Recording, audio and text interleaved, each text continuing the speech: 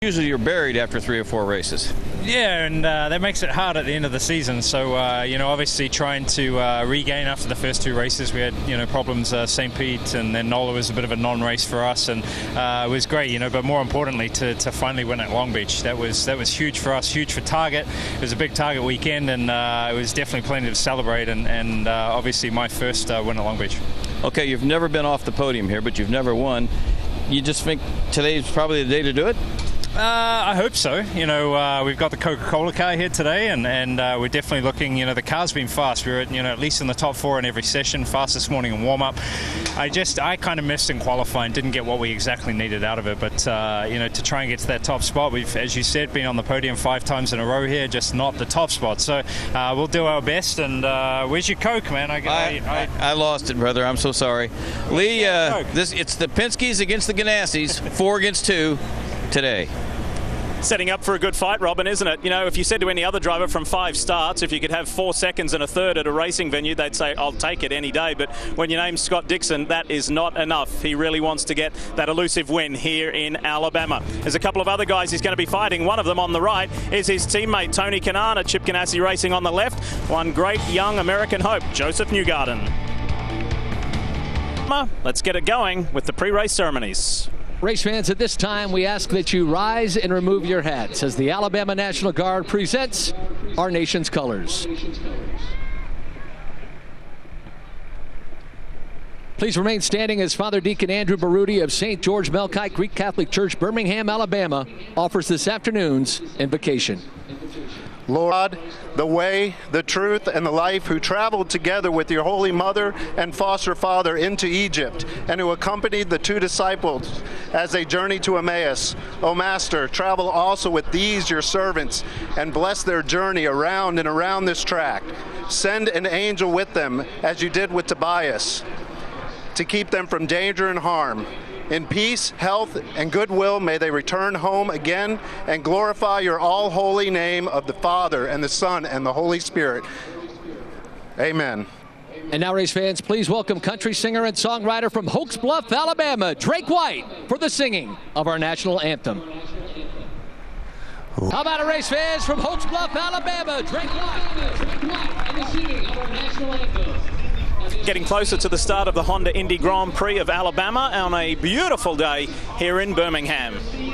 Time now for a couple of open-wheel experts to join us. Townsend Bell, and from F1 on NBC Sports, Mr. Steve Matchett. Guys, great to have you with us here. Townsend, you first up. In the off-season, Team Penske almost sent a warning to the rest of the IndyCar field. Stronger than ever, bringing 4 cars to the 2015 season. It's not a warning anymore, it's a reality. Oh, they're a force to be reckoned with, no question. Every weekend, they're strong. But usually there's one guy that's been out of that mix. Last weekend at Long Beach, that was Will Power. Disastrous qualifying.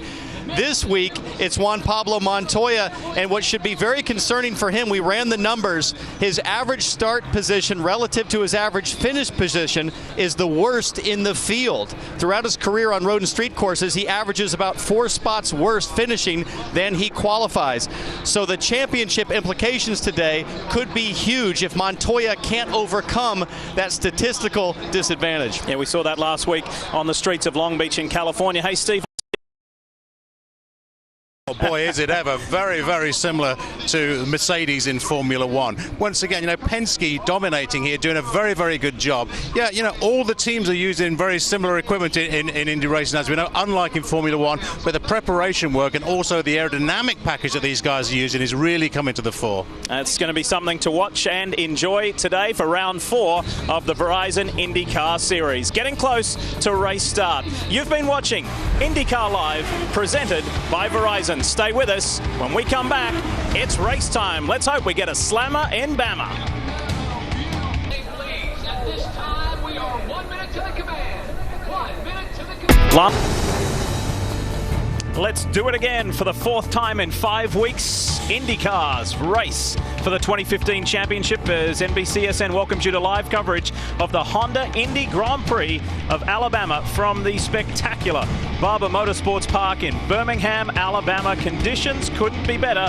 The drivers might disagree. It's a little bit warm and it's a little bit humid. They're going to work for it today. Yeah, they certainly will, and this will be the ultimate test of this new downforce with the body kits. The minimum speed so high today, driver endurance is going to be paramount. 90 laps is the distance. It's going to be a long, hard day's work. Let's get things going. Alabama race fans, are you ready? It's time for those most famous words in all of sports. Please welcome the mayor of the city of Birmingham, the Honorable Mayor William A. Bell Sr., as he gives a command. Drivers, start your engines!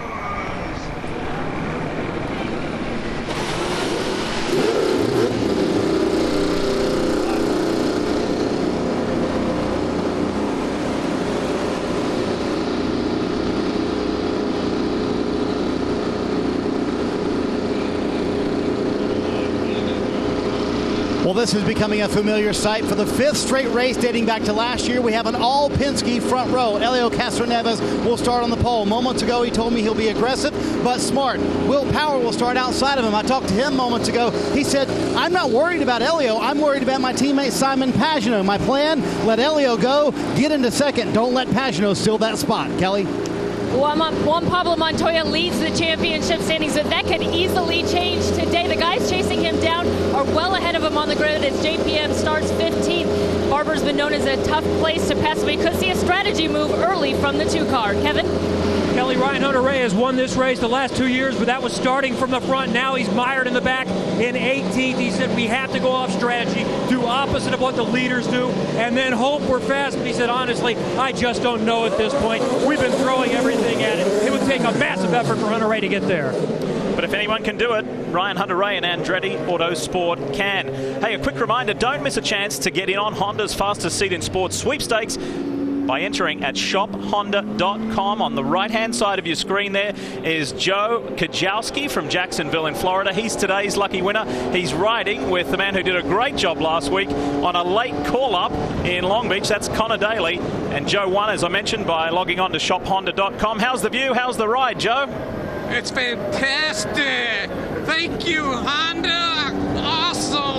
Well, good. Glad you're enjoying it, and glad you're enjoying it with a very talented young American IndyCar driver who just announced that he will be at next month's Indianapolis 500 with Schmidt-Peterson Motorsports. Well done to the team and to Connor Daly. All right, time to take a look at this Barber Motorsports Park track. Townsend? Well, Lee, you said it earlier. The driver demand's extremely high here at Barber Motors. This is a 5th gear here. This chicane brings you up over a blind rise, down into a valley, and then up over another blind rise. The fast week out at CXC Simulations in Los Angeles. I'm wearing glasses, Steve, that are sensing where my eyes look. On the right-hand screen, you'll see an orange circle. That is actually the sensor showing where I'm looking on the track.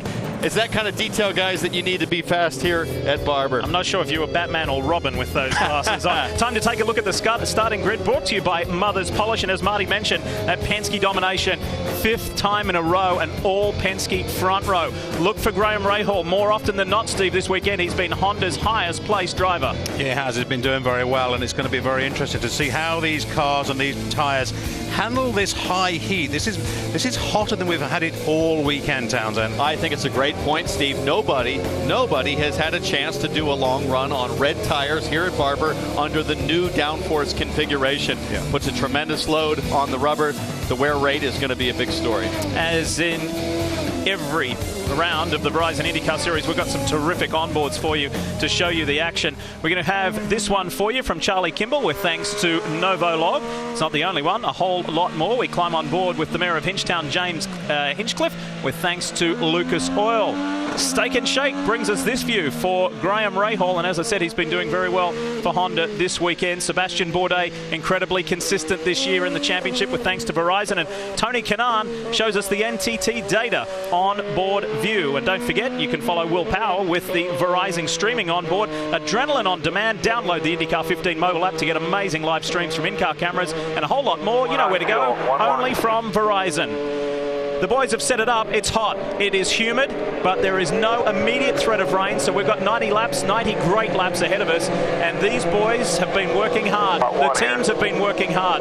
This is it. This is what we've been waiting for. All of the tracks thus far have been flat. This is far from it. The spectacular undulating Barber Motorsports Park, round 4, the Honda Indy Grand Prix of Alabama. Look at power. Castro Neves defends it. On the inside goes Joseph Newgarden. And I don't think Simon Pagenaud will be too happy about that. Power did exactly what he said he would do, but a hard swerve over on the front straight that allowed Newgarden to get by. From 5th to 3rd, the CFH Racing Chevrolet just dived down on the inside. Into 5. This is one of the hot spots. Look at Sebastian Bourdais make an inside move on Pagenaud as others further back, like Montoya, getting very racy. Bourdais is the first driver in the queue that's gone with the harder black sidewall. Everybody else is on reds. Yeah, Montoya desperately trying to move through this field. He's far too far back than he would prefer. He's got to try and work his way through this field, and even on the opening lap, pushing those brakes, pushing the car deep into the corner. Tell you who got the best of him there, Steve, with James Jakes. Montoya got him at the start. Yeah. James came back around him at the outside of turn 5. Excellent stuff from all 23 drivers. Newgarden getting past for second. Wow. A start from Joseph Newgarden. He has got better with every race this year, improving his position. That's why he's in the top 10 in the championship. He wants this year, 2015, to be his year and break the drought, break that winless drought. I was just about to say that everybody's going to start thinking about saving fuel, but Joseph Newgarden didn't get that memo. He's racing to the front. No, he did not. Sebastian Bourdais, what a start for him, already up 2 spots. And as you mentioned, he is the first car on those primary black tires. And the team told me he was just hoping to defend his position and hope that eventually he'll be on red tires while the rest of the field is on black. He was hoping they'd come up to temperature quickly to close that gap on the red tires, but never expected to be making moves like that so early in the race, Marty. We've even been impressed with the moves by Joseph Newgarden, gotten up to the 2nd position so far. And we've got to remember, this is a hometown race for Joseph.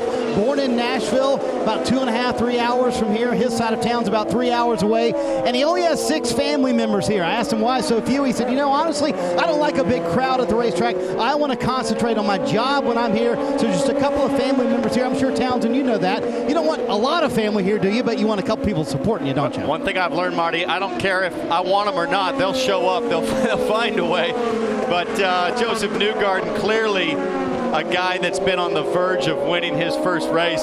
Joseph Newgarden, guys, he is doing absolutely stellar work here. He managed to get round Power and did that very well, and now he seems to be charging down onto Castroneves' car ahead of him. Newgarden is doing absolutely stellar stuff in these opening 2 laps. Helio Castroneves, Joseph Newgarden, Will Power, Simon Pagenaud, Sebastian Bourdais, Scott Dixon 6th, Ray Hall, Luca Filippi 8th. Canaan has gone backwards from his 6th spot on the start back to 9th, and then James Hinchcliffe. Well, if I'm Helio Castroneves right now, I'm working with my team to hit that fuel number while managing the gap from behind. So he's going to do just enough to stay ahead and make sure that Joseph and the gap is consistent. Joseph's job, of course, is do anything he can to try to get by, but at this point, he's got to worry about tire wear. As he gets closer to Castroneves, he loses downforce, and the car starts to slide around more. Never finished better than 8th at Barber Motorsports Park, Joseph Newgarden. He runs in a very strong and confident 2nd at the moment. Early days, though, in this 90-lap event. You're watching NBCSN's coverage of IndyCar, brought to you by Steak and Shake, home of the original steak burger, proud sponsor of number 15, Graham Rahal.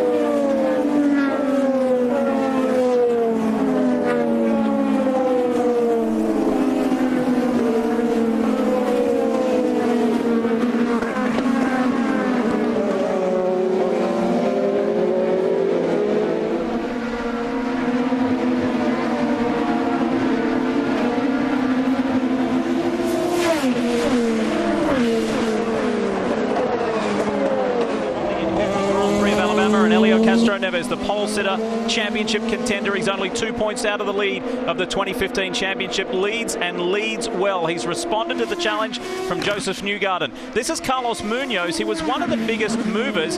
He jumped up 2 spots in the opening laps, but we believe he's gone off track. This is what happened on the inside. Takuma Sato, do they touch? Well, I'm going to wait and see here. It looks like there was some room. That looked strangely like New Orleans with a couple guys getting pushed off at the exit. But to me, if you're going to hang there on the outside of the corner, you run that risk of being run off the road. It doesn't look like any damage to Munoz. He's back underway. All right, let's go back to the start. We go on board with Will Power. Will Power did exactly what he said he'd do, drop right behind Elio and just try to make sure that he doesn't let Pagenaud get through. Here you'll see Pagenaud in the yellow car up ahead, trying to make a move to the inside as we're on board with Tony Kanaan. We understand Will Power was actually given a warning for blocking, as you see Graham Rahal work his way up the head side of Kanaan, on board now with Bourdais. And all of these shots from the start of the race, seen from a different angle. Bourdais going around TK. And you know what? You don't have to just be decisive in IndyCar Series racing. You have got to make your mind up fast, being decisive, but then you've got to execute, and that's exactly what Joseph Newgarden did when he saw those 2 spots open up. On board the Steak and Shake machine. Wow! Kanaan almost collided there with Sebastian Bourdais. Graham Rahal doing the crossover on Kanaan, working that clean air on the outside line as you see Bourdais get awfully squirrely, trying to get the power down up ahead. On board now with Hinchcliffe. Got a good shot there at the Kanaan Bourdais. Hinch just trying to find a gap, just trying to find where he wants to position his car. Well, and definitely trying to avoid any contact there on the start to keep the wings clean. We're on board with Kimball now, looking out the back as Sage Karam goes up the outside. I think that's Marco Andretti directly behind.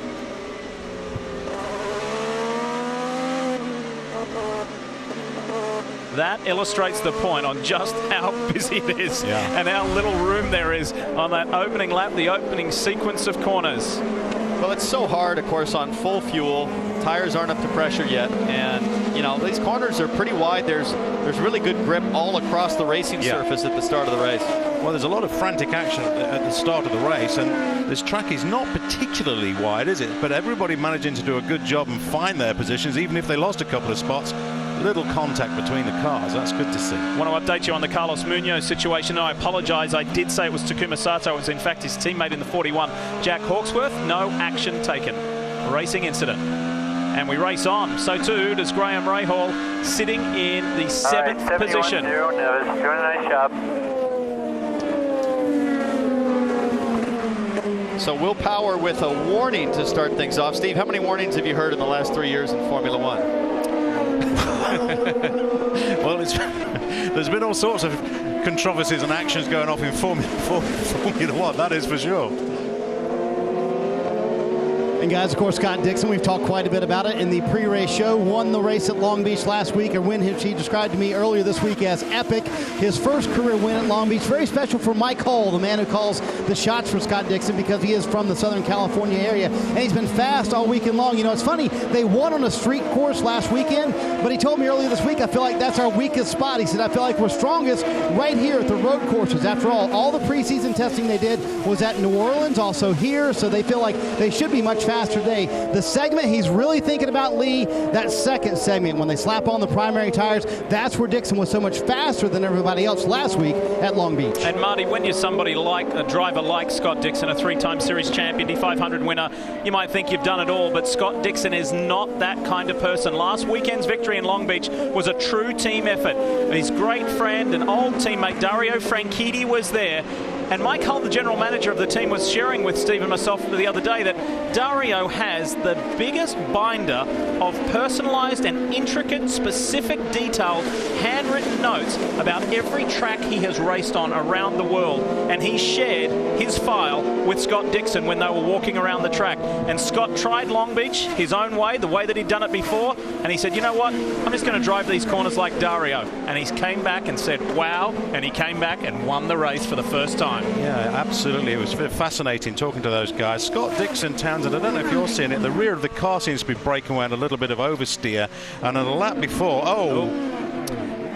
Well, this is Draconate for Dale Coyne Racing. Had a moment in the morning warm-up today. Didn't hit anything, just spun. Good catch. Coming onto the front straight, and there was that same radio transmission, actually. I don't know that that's deserving of a good catch when you're backwards off the track, but it's nice, at least for the field, that we don't go full course caution. Now we're lap 11 right now as we watch Castroneves continue the lead. I think very shortly we could see some pit stops as somebody takes a gamble to try to pit off sequence. Helio Castroneves in the AAA entry for Roger Penske. He really knows one got away from him last weekend on the streets of Long Beach. The dancing man wants to get one back.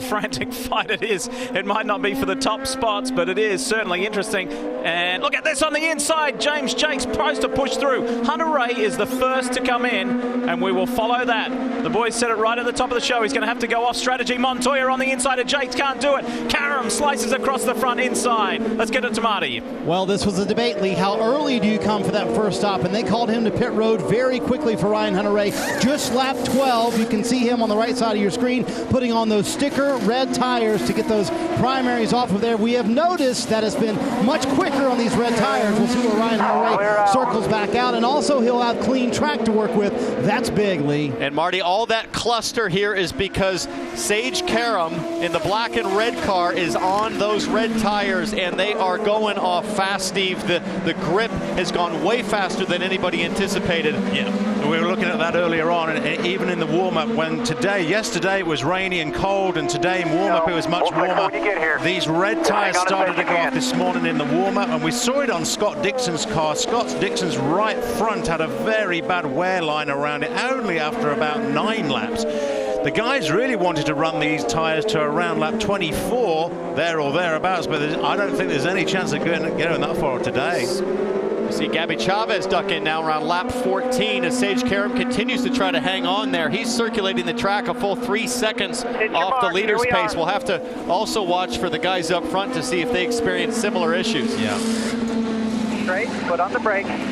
Brian Hurta is talking to Gabby Chavez, who goes from the primary Firestone to the alternate reds, gets Sunoco fuel, and they have to go back up because they have a problem on the right rear. Also, Chavez, as he has a difficult time getting away, has been hearing race control in his ear. So it's not only difficult for a rookie enough, but now he's got extra chatter in his ear they've been trying to get IndyCar officials to take care of. Oh boy, look at this scrap between teammates at AJ Foyt Racing, Takuma Sato and Jack Hawksworth, Sage Karam. They're coming from everywhere, attacking the rookie. Carlos Munoz is the next one in the line. Wow, look at Sage Karam with a huge slide.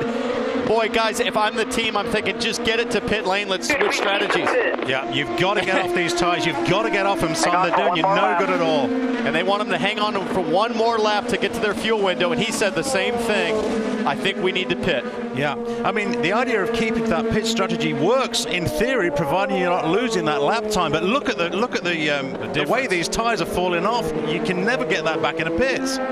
He got out of the opening phase of qualifying for the first time yesterday. He was thrilled. Look at this, Graham Rahal on the inside of Scott Dixon. This is for 7th, down at the turn 5 hairpin. Nice move. And Hondas are passing Chevys right now, guys. Chevy has had the advantage, and now the Hondas are showing very strong form with the red tire grip drop off. And we know, Townsend, all weekend we've seen that Chevy aerodynamic kit has been absolutely dominant over Honda. So again, that's got to be more evidence. It is tires, and you've got to get off them. Look at the car slide. Rahal has had the best start to a season in a number of years. He's not getting positions that he would like, but however, he's in the top 10 in the championship. Let's ride with Graham aboard the Steak and Shake machine to see how he gets it done. This is a textbook pass, a great draft up the inside, going to turn 5. Just simply outbrakes Scott. Scott knows that he's in trouble on grip. And Graham Rahal, another move. Dixon's in. Marty is standing by.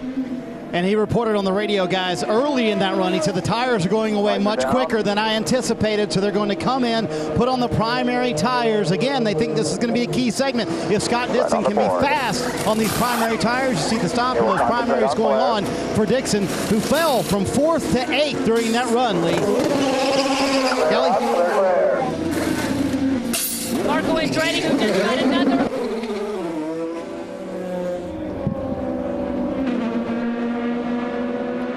Look at this, dramas down at Schmidt-Peterson Motorsports. And finally, at Ganassi, Sage Karam is in and he says thank you. The relief. Yeah. The relief. He's on to the primary tires. Guys, I think everybody up and down pit lane is going to be watching this and completely change what they originally intended. Yeah, you've got to think on your toes. You've got to think on your feet. Look at the cars around. Look at the competition. Yes, look at your own pit strategy, but look at the competition. If you start to see the big hitters coming in to change tires, there's a good reason for it. You have to react to that. Been very clean up front, as you would imagine, for Helio Castroneves, but let's throw some praise to Joseph Newgarden. It's gone from about 0.8 of a second to 1.2, 1.3, and then it's come back. It's kind of fluctuated, but in that range, Newgarden has kept Castroneves in touch. Newgarden has been brilliant on this permanent road course. Let's not forget, as we see Tony Kanaan come to pit lane, let's not forget Joseph Newgarden, a young American with an American F1 team coming on the line next year. Steve, he could be a candidate as Kanaan comes to his box. Yeah, and he's doing everything right to impress everyone today, not just in the IndyCar world, but also in Formula One. Of course, Formula One guys are watching these races as much as anything else. Interesting that Kanaan takes off reds and puts reds back on. We'll have to watch that story as he goes deep into the stint. Townsend, he had his hands full at the start, didn't he, as we check in with Simon Pagenaud. And here he is, chasing his power, doing some chasing. So Castroneves, Newgarden, Pagenaud, Power, Bourdais. What are your thoughts on Bourdais' strategical decision to start the race on the primary tyre? Well, Steve is circling some things. Steve, what do you see there? It's just that wear pattern across that right front around here. The right, if you want red or blacks here. Yeah, the right seems to be taking a terrible pounding around this track. And that's Tim Cindric coming on the radio. They're at lap 18. There's probably 6 or 7 laps, I would guess, until they pit. And Cindric wants to know to Will Power, which tires do you want next? Kelly? We saw Tony Kanaan come in to make his pit stop. He has really been struggling out there. He said, I need a lot of help. They gave him 2 turns of front wing. You'll see here on his pit stop, and he's been really, really loose. The tires have gone off. At one point, they said, you need to close the gap to the 20 car, at least close it by a second, and he simply just said, I can't. So for every Ganassi car so far, Kanaan, Sage Karam, and Scott Dixon, the rear tires are going off extremely fast in the stint for the guys up front. Castroneves, Newgarden, Pagenaud. the rear grip is more consistent. It's lasting longer. Steve, you were talking about Will Power. He's just lost another position, this time to Sebastian Bourdais. KV Racing Technology team, the Frenchman has been very consistent this year. Of course, the result got taken away from him, and Power's in. Yeah. He was losing too much time. He was using a lot of time, Lee, and again, we just saw, just as Will Power took into the pit lane, that right front, heavy wear. First goal accomplished. Back here in the 18th pit position, they desperately want to pit under green. They don't want everybody in under yellow at the same time. Will Power and Tim Cinder debated blacks or reds. They decided to go on sticker reds because Power said, I'm losing all kinds of time just hanging on, but that means he'll be on a black set for the last stint, Marty. Championship leader Juan Montoya coming down pit road. They have not had as many problems. In fact, he fell back at one point, then made his way back up to 11th through all these cycles of pit stops, and they're going to go off of the primaries to the red tires and a caution out on the racetrack. That's Will Power lead. Will Power and one of the AJ Foyt cars. So this is on his out lap. Power was on his out lap. And I believe that's Takuma Sato, who's got a damaged left front wing. Yeah, it is. Boy. Oh, wow, there it goes. Well, and you have to think that Power's coming out of the pits. Sato's on hot tires. Power's trying to defend the position, but hopefully we'll get a replay. Yeah. Race leader is in. So too is the second place Joseph Newgarden. Race on pit road. Remember, a week ago, Helio Castro Neves lost the Toyota Grand Prix of Long Beach on pit road. They want to be slick. Here we go, Marty. Yeah, the lead, the guys who ran 1-2 for that entire run, both hit pit road at the same time here, and a full course caution comes out as they hit pit road. This will be key for these guys. You see Newgarden already leading. He has primary sticker tires, and you see Helio Castroneves with the primary sticker tires on. The 67 team, Joseph Newgarden, beats Castroneves off pit road. And for the second week in a row, Castroneves had a horrendous pit stop there, right front tire change issues as we're on board with Graham Rahal, who blends back out onto the track. Guys, Castroneves must be thinking, what do I have to do on pit lane? So, frustration for the man who had led every lap from the drop of the green.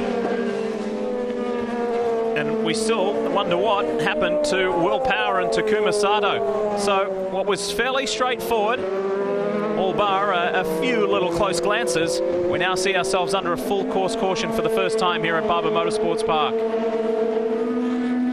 Well, the guys that'll have a nice advantage here, guys like Hunter-Reay, who pitted early, Gabby Chavez, who pitted early, they're going to go straight up the queue as some of the cars that haven't pitted yet will take advantage of this yellow. All right, let's take you back to that Power Sato incident. Will Power on the right-hand side, exiting pit lane. Now, Power's responsibility is to blend safely, and that is not at all how you blend safely. Ouch. He went straight to the apex, and that could be a big problem with race control for Will Power. The pit stop went well for Power, and trying to get the car out fast, but I don't see how he comes out of that without a penalty. No. I think Power's desperate to get ahead here. He knows what's happening, but just not. He needed about another half a second saved in the pits, but now let's have a look at Helio and keep your eye on here. I think we might see the wheel nut come bouncing out. There it comes. There it is. Look. Wheel nuts exit stage left, and now you see the guys struggling to try and get that on. Here's the spare wheel nut now coming off the mechanic's waist belt right here. You know what, Steve? The right front tire changer was trying to put the nut on without a nut in the gun. Exactly. He was hitting the gun before he realized. That's exactly right. He just never saw it. He didn't know. Thankfully, he did have a spare wheel nut on his belt, which is great thought, and worked well for him. It went away from Helio Castro Neves for the second week in a row. Simon Pagenaud is your new race leader.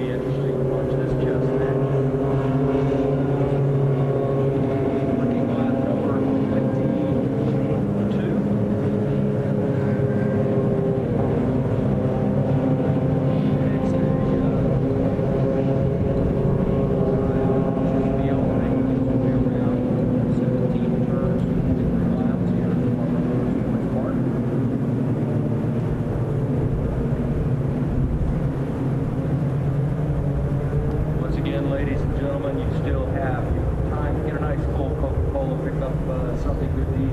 And you can make your way around the North London 3 trail, and when you do, or anywhere you go here at North London Park, 106.3.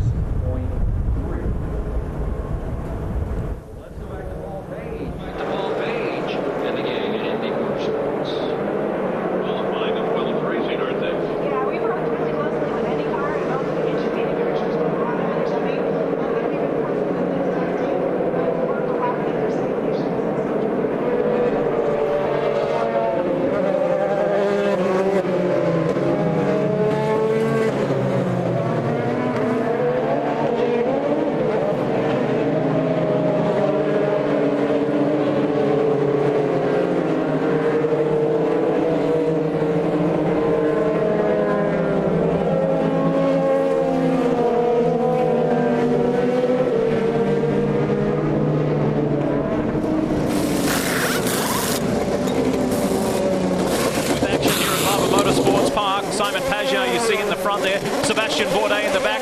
Filippi on the right. Has Bourdais lost a position to Filippi?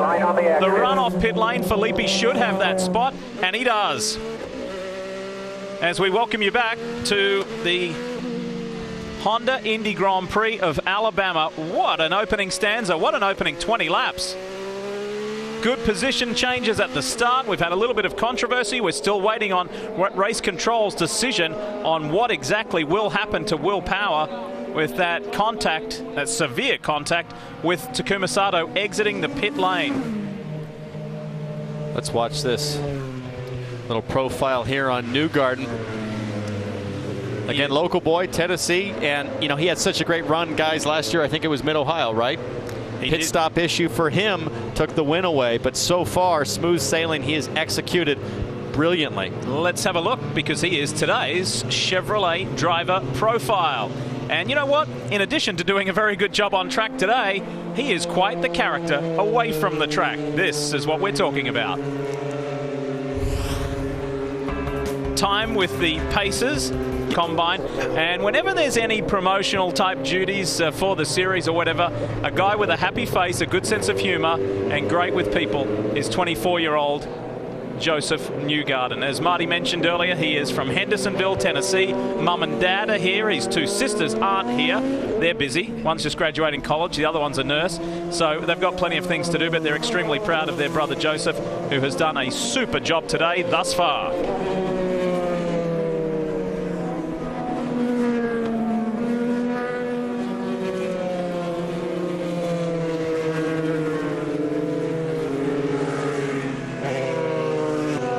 So Ryan Hunter-Reay, what a day he has had, and made up some good positions. Marty, as you know, he pitted nice and early, pitted off sequence in comparison to the others, but they know, and you flagged it right at the top of the show, they had to do something different. That was really their only option. They pitted at lap 13, the first of the cars to pit, and look how it's worked out for Ryan Hunter-Reay. Now he's going to wind up in 7th position when we finally take the green flag here. And they told him on the radio, you're turning some of the fastest times of everyone when he went out on those primary tires. So this might work out after all for Ryan Hunter-Reay. And don't forget, he knows his way around this racetrack, doesn't he, Lee? He's won the last 2 races here.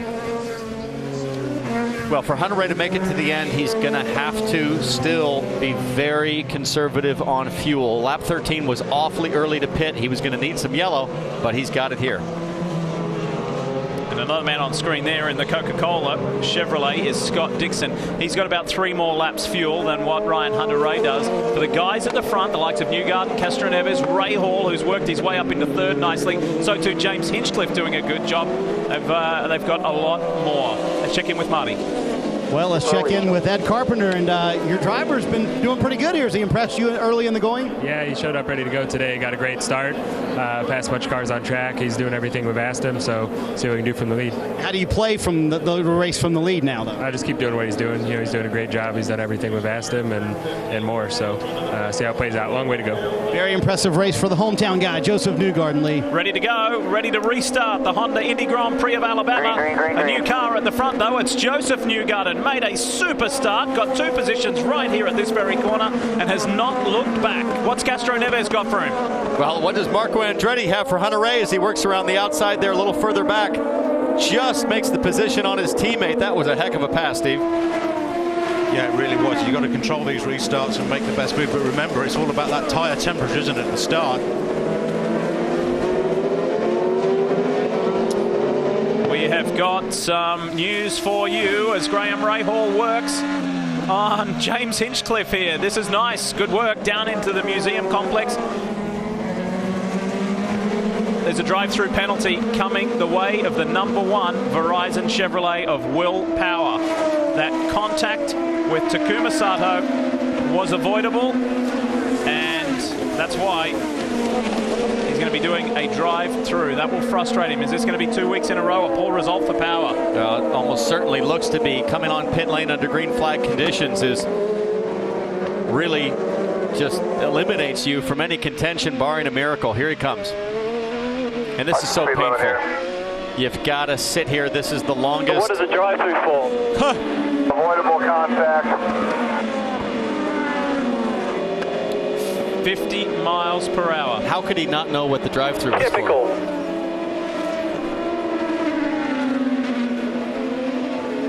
You know, he responds typical as if he's the victim here, but that was, I think, well-deserved. Yeah, this is what it was all about, and we're going to get a very close-up view. There's Takuma Sato. Wait for this. Oof. Yeah, it may be that incident. I didn't feel a thing. Back to the racing, Newgarden, Castro Neves, good gap back to Graham Rahal, James Hinchcliffe, one of the winners this year, Scott Dixon up into a better position, Juan Pablo Montoya with Tony Kanaan in the NTT data car chasing him down hard. Let's ride with TK.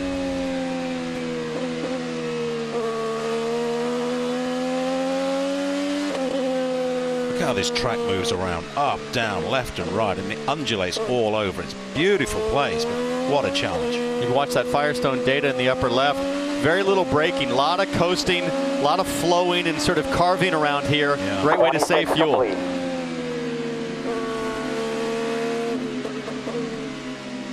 This fight for third's good. 2 Honda-powered cars. James Hinchcliffe really starting to work over Graham Rahal. Here goes Hinch. Round the outside, which is the long way at turn 5. Rahal's going to make life tough. Hinch is on the red tires. Graham is on the black. So this is just a few laps into the stint. Hinch has the advantage. It won't last long, so he has an urgency to get by. And he used the push to pass. Remember, you get 10 pushes to pass, 20 seconds in duration. Gives you that extra boost to try and make up some ground, and Rahal just used his to respond as well. See Rahal on the button, anticipating an attack from behind, trying to defend. Got the reds and he wants to use them.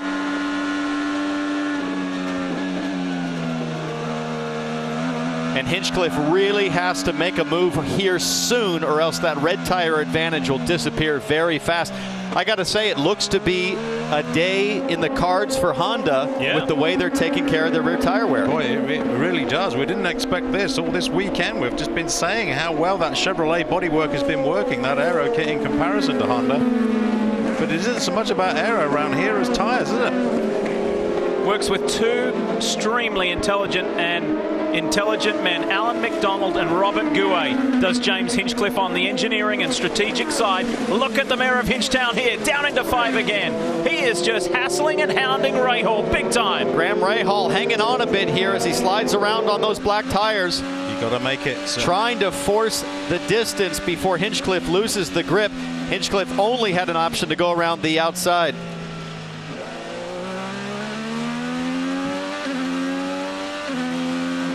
What's up with Juan Pablo Montoya, the championship leader? Is he in trouble? We're hearing some various reports about Montoya. Lee, he said it might be a flat tire. And there you hear John Boslog talking on the radio. His strategists are going to change the front wing. Originally thought it was a flat tire, but it looks like there's a wing issue for Juan Montoya. So he's going to come to pit road, and what has been a rough weekend already gets a little bit rougher for our championship leader, Lee. I think there's damage to the right front end plate on the car. Underneath. It's underneath where the U channel is, I think. You want to keep the tires? Whatever you want to do, dude. I don't care. Tires and front wing. 4 tires and front wing. Look for your board. And you hear the debate. They didn't really know what to do, if it was just a wing or they should put on tires, but they're going to go ahead and do all 4 tires, and they're going to pull that wing off, and there doesn't appear to be very much damage. Yes, there is some damage on the very front corner of that wing, very right front corner of the wing for Juan Montoya. They're going to pull the old one off, put the new one on, give them 4 fresh tires. These will be sticker red tires for Juan Montoya. A little bit softer compound. He'll head back out on the track. And this is the first blip. This is the first weekend that has not really been typical JPM style. He's never really been in the mix. He was 10th in the first practice, 13th in the second, and didn't make it out of the opening phase of qualifying. So it has been a rough and rugged weekend for Montoya. And look at Rahal and Hinch. As we're on board with Hinch, they are all over the back of one Penske left. We've got some interesting radio transmission for you from this very car we're riding in. Take a listen. Cole Crambo is getting pretty liberal. I'm coming back. Drivers right down into 5 when I'm there. Copy that. And James is, of course, referring to Graham's line, taking issue with Graham fading over as they approach this corner. Here's Hinch with another run. Not quite as close as before. Let's watch what Graham Rahal does. As you were saying, and rightly so, Townsend, Hinch has got to make the move. He's probably actually over that time of making the move. Those red tyres have really lost their edge now. Hunter-Reay and Kanaan exactly in the spot, the very corner that Hinchcliffe was talking about, where Rahal, is, in his words, was being liberal on his line. So nice move there from Tony Kanaan. So the order is Newgarden, Castro Neves, Rahal, Hinchcliffe. How long will it stay like that? Dixon, Andretti, Kanaan, Hunter-Reay, Gabby Chavez and Sebastian Bourdais in the top 10. It's Joseph Newgarden, one of America's hot young talents, leading the way.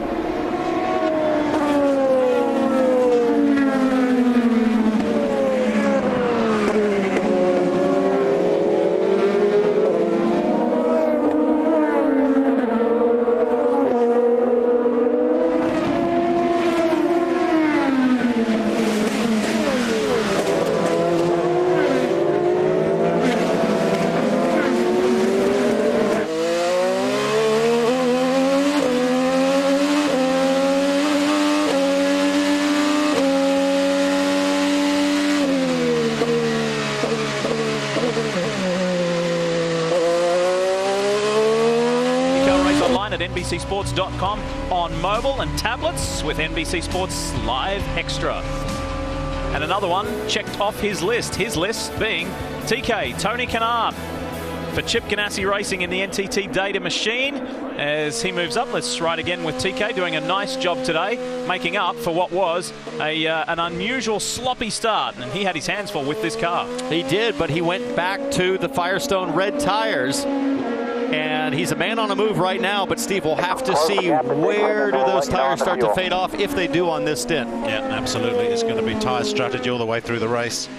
And we're only third race distance, and Kanaan has used up 9 of his 10 pushes to pass. Well, if that data is correct, it could be pretty pretty interesting at the end of this race, as Kanaan will be just naked if he's attacked from behind. Well, and he used those pushes to pass to maintain his position last week in Long Beach. So he used them frugally but sensibly to get him to the finish. However, this week he's been using them up. Look how tight things are in the top 4. Great job, Graham Rahal, James Hinchcliffe, to catch these 2 Chevrolet-powered cars up front. But it's Newgarden who is dictating the terms over Castro Neves. Then Rahal and Hinch. Behind them, Dixon, but he's about 2 seconds further back. Yeah, this is fast and furious stuff, isn't it? But Newgarden's just been doing an outstanding job of driving this car, controlling the race, doing everything he can to stay ahead. And so far on lap 32, I've got to say he's the star of the race for me. You may remember we spoke about it a little earlier in the broadcast. Elio Castro Neves and the Penske team were bitten in pit lane last week at Long Beach. Elio feels it's what cost him the race win, and he could very well be right. This is what happened. Agonizing wait for Tony Kanaan to come in, and that red blur was Scott Dixon. So safety was the biggest thing there. However, this had nothing to do with safety. Unfortunately, the wheel nut got loose. Wheel nut got loose, and as you see there, the wheel nut man has a spare nut on his belt, which is a great thing to do. But in order to use a spare, you have to know that you need a spare. Yes. And unfortunately, he never saw the nut wing out of there. Yeah. Is that kind of like someone who needs a golf lesson who doesn't think they need a golf lesson? I think that would be most golfers. Oh! James Jakes. Stefano Coletti, James Jakes. Coletti on the left, Jakes on the right. And folks, this is a hot spot. I know many of you will be familiar with it. Turn 5 hairpin at Barber. Wave your hand. Wave your hand. It is a very popular spot for contact, for overtaking, for everything. And it's happened again. Second full course caution.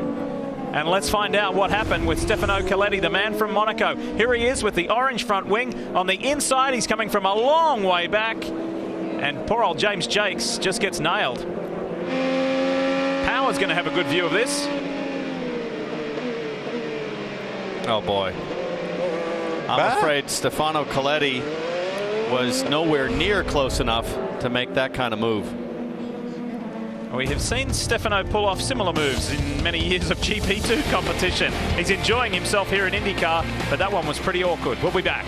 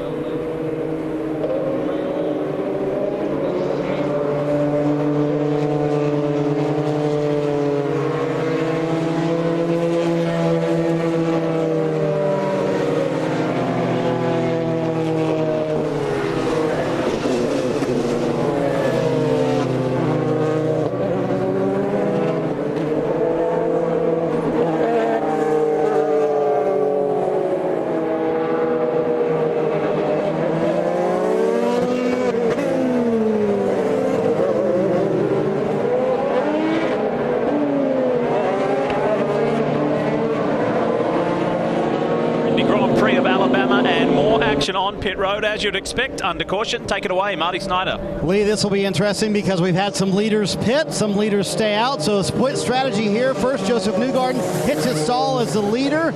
Sarah Fisher holding out the signboard that time. It's a scuffed set of red tires for him. Oh, and they stalled it a little bit, leaving pit road. Elio Castro Neves, you see him at the front of pit road. He actually will flip-flop this time. He'll beat the 67 off pit road. Elio Castro Neves leaving pit road now.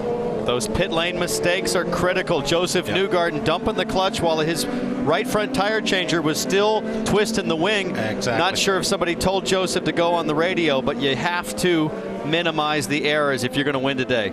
Saw Dixon have a good run off pit road, so too Will Power. So we'll revise the order for you in just a moment. But Elio Castroneves, he'll say, yeah, inside his helmet. I got one back finally. Graham Rahal, James Hinchcliffe. Very inspiring run for what has been a troublesome and somewhat worrisome run for Honda competitors. They are working, Honda that is, as hard as they can to get more level with Chevrolet if you like, as far as the new aero kits. And boy, oh boy, if they can pull off a good result here, they being any Honda competitor, this will be a huge shot in the arm heading into the month of May. While they might not have the outright speed of the Chevys here at Barber, it sure appears to me, Steve, like they've got the drivability. They're easy on the rear tires. All the fuel you can, Timmy, all the fuel you can. I got a lot of sweepers out here, unfortunately. Yeah, couldn't agree more, well, the marbles are terrible. That's what I'm trying to get off the tires. The marbles are very bad today. A lot of marbles, Townsend, that rolled up rubber, particularly off the red tires, I think, and just rolls up and it reduces the racing line, and if it gets onto the tires, all of a sudden you have huge vibration and no grip. Graham Rahal leads the pack at the moment as we get closer and closer to the halfway mark of the Honda Indy Grand Prix of Alabama.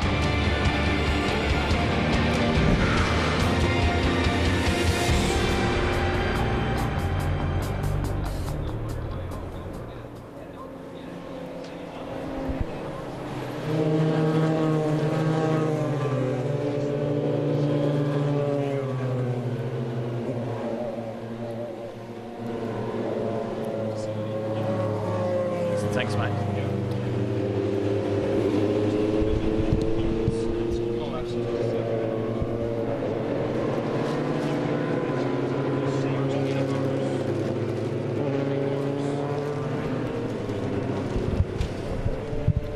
And that was Scuff Reds that went on the 3. I couldn't see it, so that's why I didn't call it, boys in the booth. So just FYI.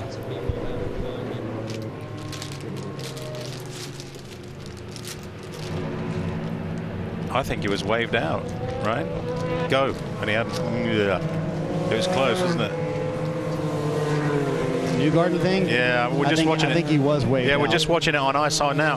But they weren't I think the car's waved out, but a fraction too soon. Yeah. I mean, I don't think I called it correctly. I think he waved, and then I'm not sure why Joseph hesitated or what. Well, I think he popped the clutch too quick, and it just kind of stalled, and he grabbed the clutch and then went. Watch the left front guys still adjusting the wing flap as the right front guys waved him out. It's not the driver's fault. Oh, the right front waved and left front was still adjusting. I see. Yeah. Sure, tempo.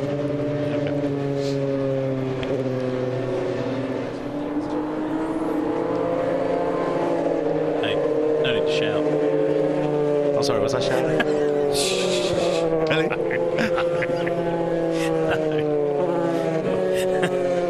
I'm just thrilled to be here. Hey, where's Bob? Oh, he's on camera, isn't he? Yeah. One thing we didn't think about this screen, when we looked at it out of race mode, it looked fine. In race mode, you can't see it. Okay. It's got to come up and wrap it up. All right.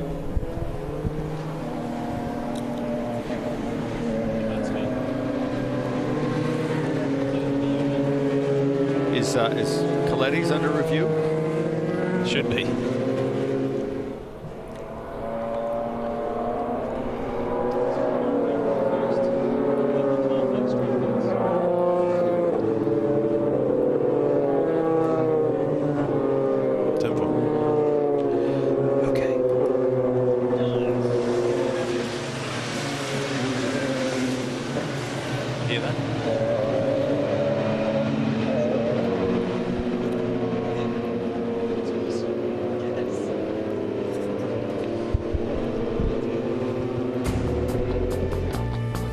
You're watching NBCSN's coverage of IndyCar, brought to you by TireRack.com. Find, deliver, install TireRack. We've been talking a lot about this unbelievable venue. It was opened in 2003, first professional race here was a sports car race, but it's hosted motorcycles and so much. This is the 6th consecutive year for Indycar. It's on in excess of 700 acres. This is something truly incredible that George Barber has created. He had the vision and then he executed and has given the state of Alabama and the city of Birmingham just a marvelous world-class facility. And it features on today's Car Facts, Track Facts. Townsend, say that 3 times over, please. Fast. We'll try that off air. All right, let's talk on the pit lane. It's where our Steve Matchett used to live in the world of Formula One. What did you see with a recent stop that affected this young man, Steve? Well, let's have a look at this 67 Joseph Newgarden pit stop here and see this confusion. This guy right here on the right front is going to wave Joseph out, but look at this guy over here, still adjusting the front wing end plate at the end of the stop. Watch this. Go. Not really finished. And Joseph actually did the correct thing. What do you think, Townsend? Did the correct thing, saw what was happening and didn't jump? I think Joseph saved not only a penalty for hitting a crew member, but a crew member from being run over. Yeah. And that's great heads-up driving by Joseph Newgarden. Not his mistake at all, just a ill-timed send from the right front guy who just didn't realize that the left front was adjusting, as you said, Steve. And as you guys rightly said, it takes just a fraction of an error, something like that, and a position lost. Well, remember last year it was very similar circumstances where there was some confusion that caused Joseph Newgarden to have an issue on pit lanes, miscommunication with his team with an air hose that was hooked on a crew member's leg.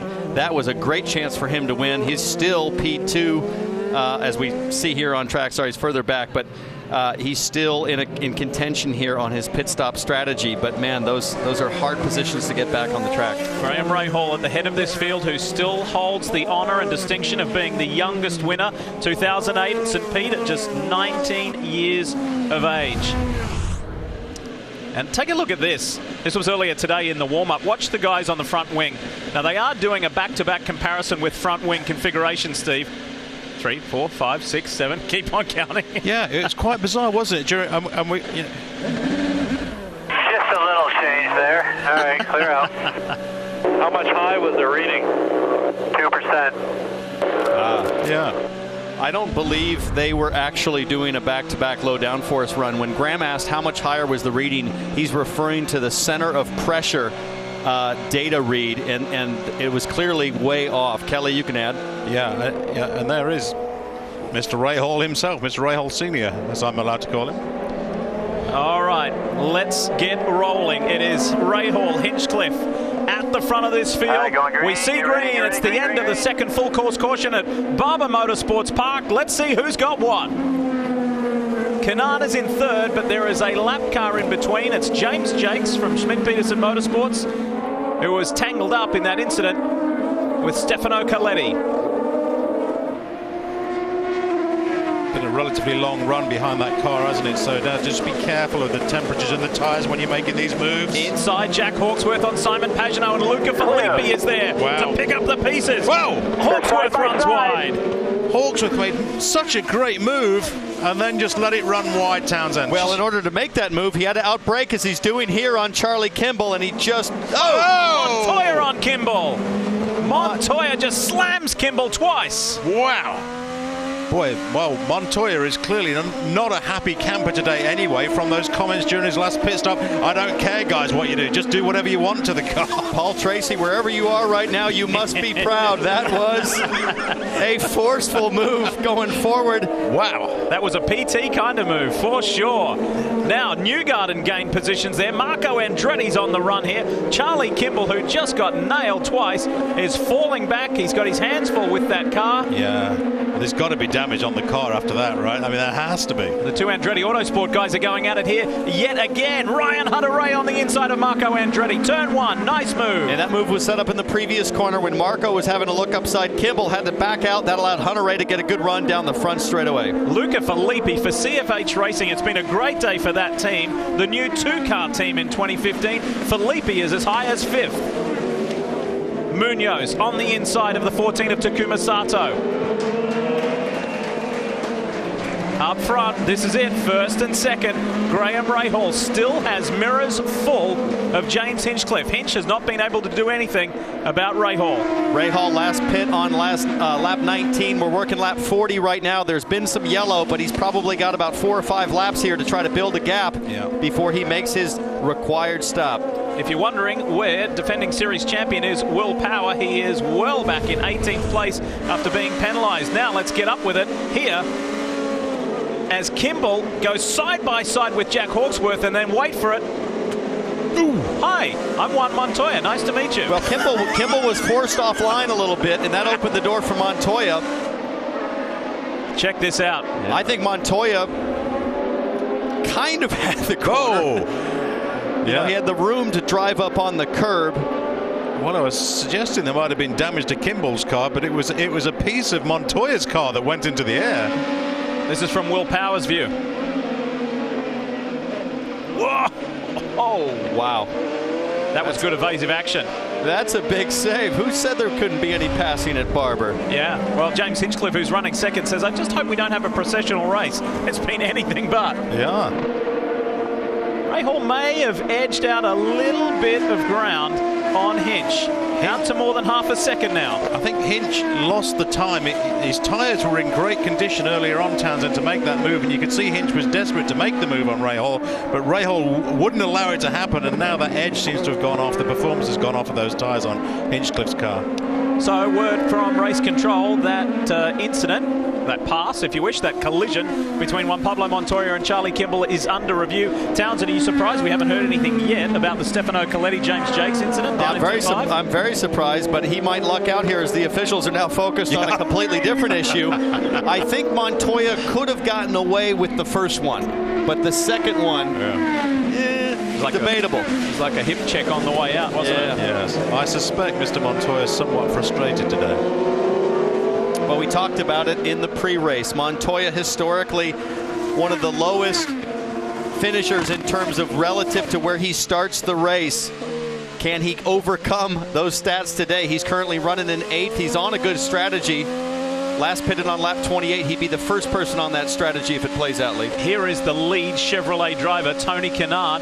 He has 3 laps less fuel than the guys at the front, but he has been on a storm. Now, we know that he's used up 9 of his 10 pushes to pass already, but considering the way that TK started, this has been a truly great comeback.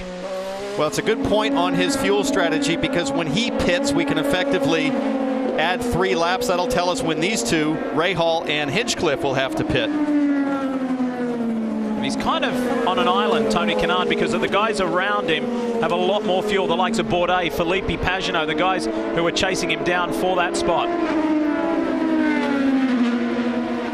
You might remember last year James Hinchcliffe attended Space Camp. Well, this year he went and visited NASA's Marshall Space Center in nearby Huntsville, Alabama. He told me it was so awesome. I'm such a nerd. I think few people have a cooler job than me, and most of them are in that building. And he was presented with a special ratchet by the Director of Science and Technology there, Dr. Corky Clinton, who happens to be a huge Indy racing fan. He's been to 39 of the last 40 Indy 500s. He's here today, and James said it was pretty cool that this rocket scientist could rattle off Hinch's resume off the top of his head. That is a cool story. Yeah, it is. Very good, and a nice way to start the racing week. And I don't know, I'm scratching my head to wonder when the last time we saw 2 Hondas 1-2 this year. Well, I think it's a breath of fresh air for these guys, because they're doing it on performance. They're doing it on consistency of lap time. Bourdais in the background dropped a wheel off. Everywhere. He's being chased down by Luca Filippi. This is the fight for 4th place, and enter Simon Pagenaud. This is what happened to Bourdais. Ride with the Frenchman. Ugh. Well, the lift kills you on the straightaway, and look at the grass and the debris and the dust on the tyres, Townsend, which is going to take the performance away. When you see that ahead of you, that is the moment you've really got to pounce, isn't it? Yeah, and one of the issues that Bourdais had in the warm-up is they were blistering the inside shoulder of the left side tires, so they made some camber adjustments. I didn't see any evidence of that issue in the onboard there.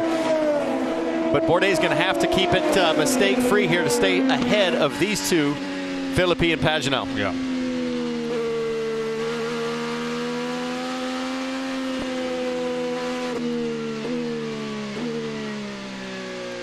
Just watching here. In comes Pagenaud.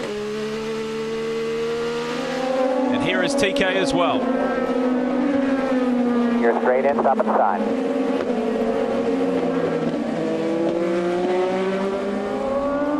As Tony Kanaan, who was running third, comes in, he's going to get off those red alternate tires and go to the black primaries. He was really unhappy with the car to begin with, but hasn't said much on the radio late, Marty. Kelly Simon Pagenaud has not been unhappy with his car. He actually has been fairly happy with it. The problem is they got caught by that caution. He puts on sticker red tires, heads back out on the racetrack and see where he cycles out. But they're battling track position with that 22 car all day long. Yeah, bad pit stop for Pagenaud, wasn't it there? You aim to get the tyres changed before the fueler has disconnected the coupling around 8 seconds, but there certainly was a problem with the right rear on Pagenaud's pit stop, which caused a delay getting out. It's a breath of fresh air for Graham Rahal. He only led 2 races last year, so he's in the groove. And Townsend, I imagine when you're in this position, and it's somewhat rare because you haven't done it for quite a while, you're really capitalizing. You're enjoying your time in clean air out front. Well, but he knows here that... Couple laps, give it all you got. He knows that these laps are critical. These laps, when Tony Kanaan pitted, these laps are going to determine the rest of the race. Graham Rahal's got one more stop after the one coming up, and he's in a great chance to win today. Rahal, Hinchcliffe, Bourdais, Philippi, Hawksworth in the top 5. Montoya, Newgarden, Castro, Neves, Dixon and Kimball. What a nightmare day it has been for Will Power, the defending series champion, considering he started on the front row, made a reasonable start, but look at this. Early in the race, Joseph Newgarden, side by side, strong move, and then he loses another spot. His tyres were going away in the early stint in this race. Sebastian Bourdais got by him, and then this is the reason why he was penalised with a drive-through. Check it out. Yeah, nothing subtle, wasn't it? I think Power was well aware of what was happening and tried to make the move, tried to get a good pit stop. It didn't work out for him. And look at this. Wow. Grip, what grip? And guys, did you happen to notice who the guy he avoided just then? Takuma Sato. Again, it could have been 2 collisions with the AJ Foyt guy. All right, race leader is in. Graham Rahal. Great run from both he and James Hinchcliffe. Graham Rahal reporting that he's got some understeer in the slow speed corners. It's neutral in the high speed corners. He's going to get some sticker black tires. And Hawksworth is in as well. Clear out, clear out. Jack Hawksworth goes from sticker reds to scuff reds, Sunoco fuel, and a pretty good run that's worked out well with the strategy has cycled him up in the top 10, but he's going to need some more luck to finish there. Rahal released. All right, there's just one stop left to go for Graham Rahal. Meanwhile, Pagenaud, Kanaan, they're at it again. Hawksworth rejoins the racing surface behind them. Several different strategies here. It'll be very interesting as everybody gets through their last round of pit stops to see where they slot in. Yeah. Good pit stop for Rahal. Crew worked well, nice and controlled. And look at Pagenaud is just giving Kanaan all kinds of trouble. Yeah. Hinchcliffe is coming to pit lane right now. Tell us more, Kelly. Into a taken over the lead, reporting a little bit loose on entry. He's going to go to some scuffed reds, so he will remain with those alternate tires for James Hinchcliffe, who has been a little bit frustrated by the speed of these Hondas, but he's going to come out. We'll see how he cycles through with the 15 of Graham Rahal. There's Rahal in the background. Here comes Rahal down the main straight. Will it be close between Hinch and Graham Rahal? Rahal up to speed. Hinch being released now. It might be James Hinchcliffe. Look at this. Rahal on the inside. Hinchcliffe does it. Clear, boom. Clear. As close as that. Wow. And Graham Rahal was stuck behind Francesco Dracconi, and he's got to be frustrated. Absolutely. As we've just been saying, Rahal's pit stop was good. You could not fault the crew. Tyres and fuel were delivered. Look at this. Round the outside goes Graham Rahal and makes it stick. A power move on hot tires. Exactly the corner where Hinchcliffe was complaining about Rahal. Graham executes a very savvy pass. I wonder what Dad thought about that. Yeah. Go to the front. Now, Bobby, interestingly enough, removed himself from the pit box this year. Not on the radio, not in Graham's ear. Instead, being a spectator. His son's doing well.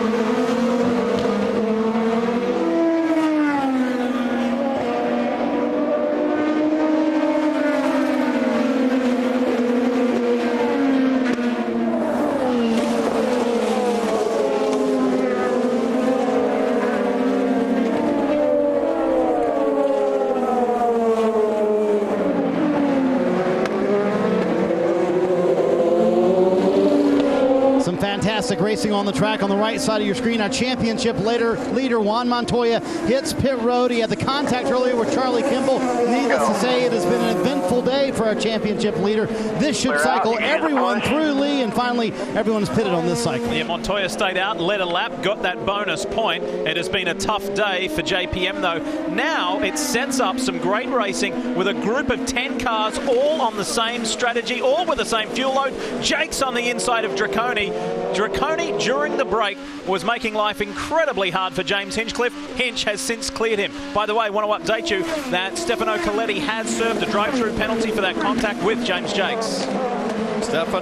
Francesco Draconi is causing issues, not just for Hinchcliffe, but everybody that's trying to get by.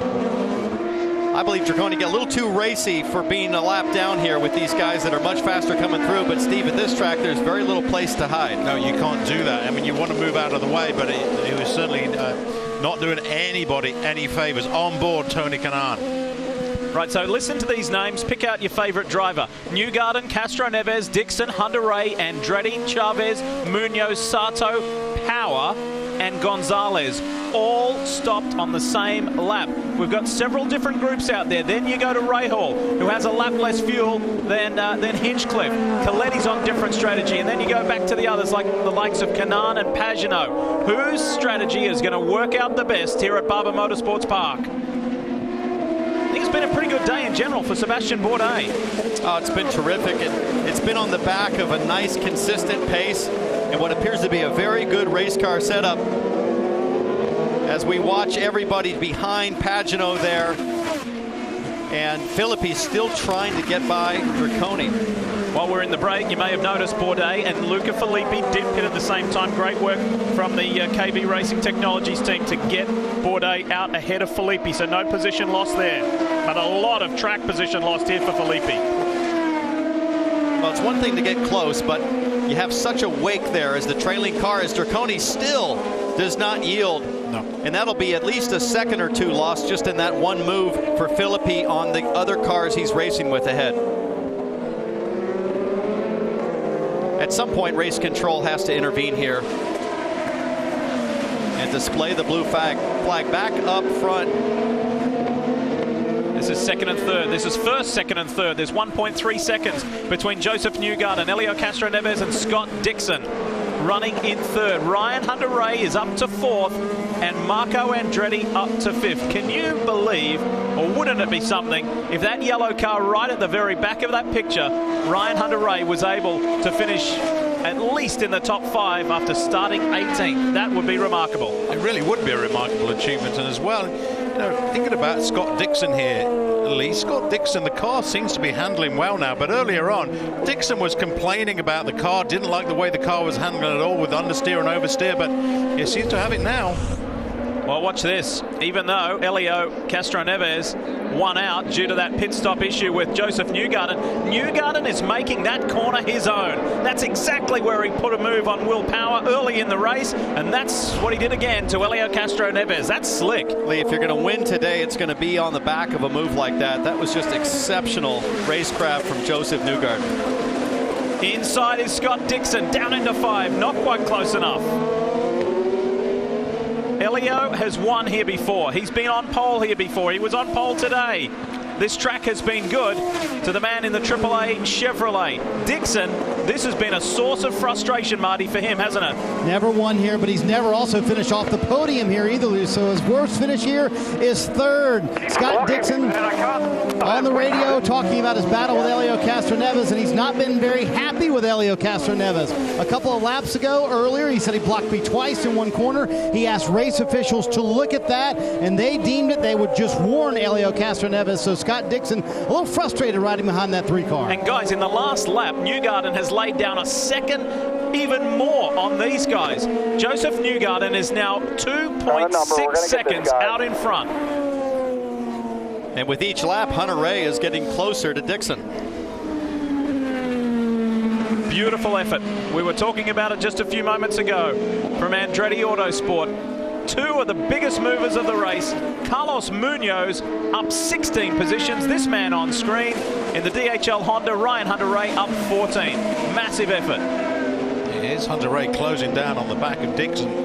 But I think Dixon, Townsend, the car seems absolutely rejuvenated. He's really closing in.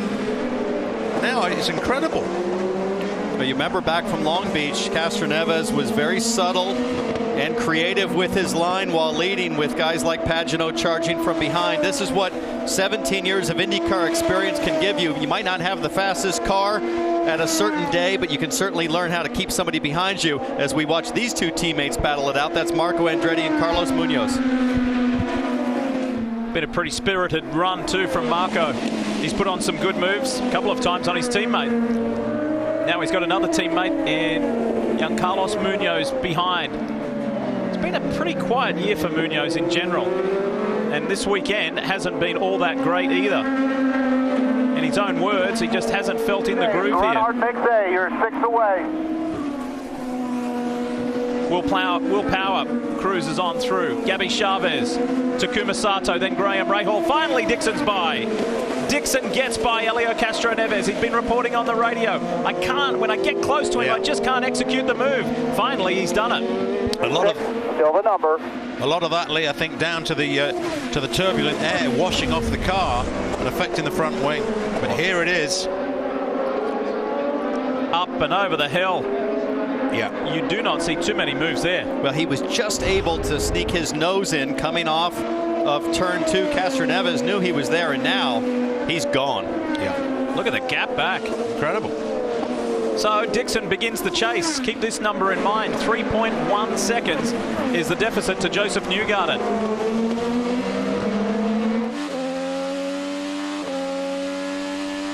You something I forgot to mention. Over your tyres are going away. Tyres are going away is the call. 33 to go. Tony Kanaan in the background. Did you notice the new bridge here at Barber Motorsports Park from the amazing museum across to the infield? Some 460 feet in length. Mr. George Barber just continues to make improvements to this circuit and facility all the time.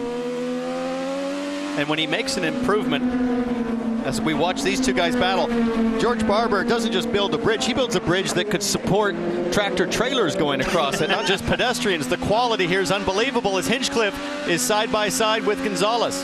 Rodolfo Gonzalez making his Verizon IndyCar Series debut this weekend.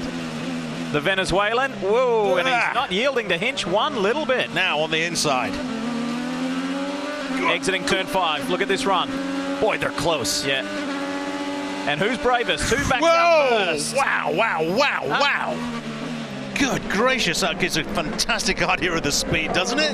If you can last in GP2, you're not bad. And that's Rodolfo Gonzalez. He's got many starts in GP2, sports cars, open wheel formula. It's been a lifetime dream for him to race in IndyCar. Through on James Jakes goes Bourdais. Bourdais now hassling Hinch. On board with Bourdais as he works the backside of the course, coming to the front straightaway. And the balance, just watching his hands here as he goes through the final 2 corners, the balance is so smooth. A little bit of a correction there, but he seems very confident, and he's got such a consistent race car. Yeah, where's that fluid coming from on the camera lens there? I think that's just a little condensation. Obviously rained yesterday. No, I wonder whether or not it was just something coming back from the car ahead, but maybe not. Last time round, Scott Dixon in clear air took 0.8 of a second out of Joseph Newgarden. Here comes the Iceman.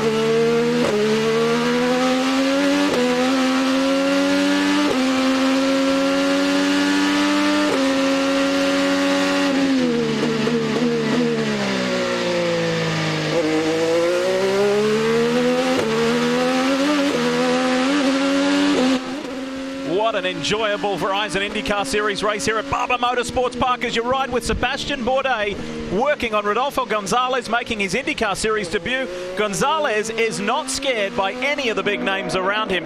This has been incredible. It has been wild. I know you just saw it at home, but let's relive it. Look to the right of your screen. Watch the green car there. Sebastian Bourdais up on the grass, holds onto it, gets it back on the racing surface and still in the fight. Well, Lee, you said it. GP2 is where Rodolfo Gonzalez cut his teeth. He is absolutely not intimidated by anyone. Bourdais seems to be much faster, but Gonzalez is doing a great job to hang on to the position. All right. Let's talk a little bit of... He's only got a couple laps before he has to pit. I'm sure that was the communication to Sebastian Bourdais. Not to get into anything you don't need to because Gonzalez will be up, but Bourdais got him. Nice. Slick move there. That was pretty easy. Let's talk some strategy. Let's talk some fuel numbers because Newgarden, Dixon, Castro Neves, Hunter-Reay, Power, Andretti, and Munoz are all on the same number. The best, the guy who's in the best shape at the moment is Graham Rahal. More fuel than anyone, and who's going to make it to that last line to be the first to pit last and be good for home. We think the leaders right now have to stretch it to about lap 65, Marty, to hang on. I know they've been saving fuel as Kanaan is all over the back of Pagano riding the Bronco.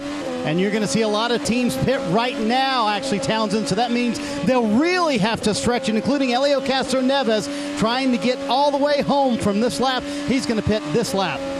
Oh, did you see that? Did you see Pagano try to drive Gonzalez off the road? Pagano is furious. And Tony Kanaan almost got into the back of it. Bottom of screen, Castro Neves is in.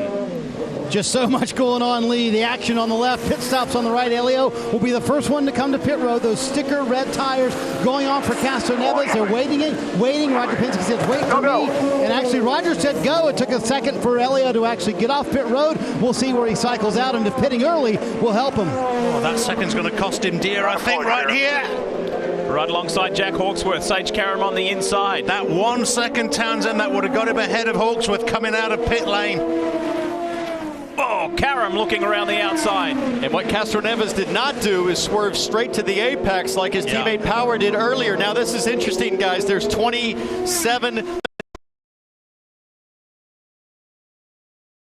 laps to go for Castroneves. He might need some yellow to last that long, and Newgarden, I understand, is on pit lane. Yeah, that is a long run. That is a long run to get to the checkered. Race leader is on, Marty. This has been a super day from Joseph Newgarden and CFH Racing.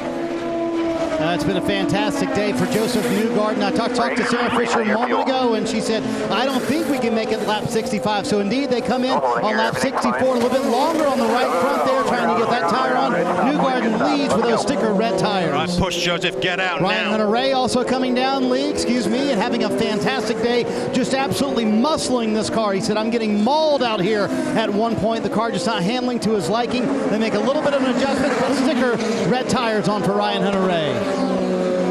What a frantic race. Wow, he's right. Incredible. Wheel three. Right, so now you look at the others in better shape, getting closer to that magical number.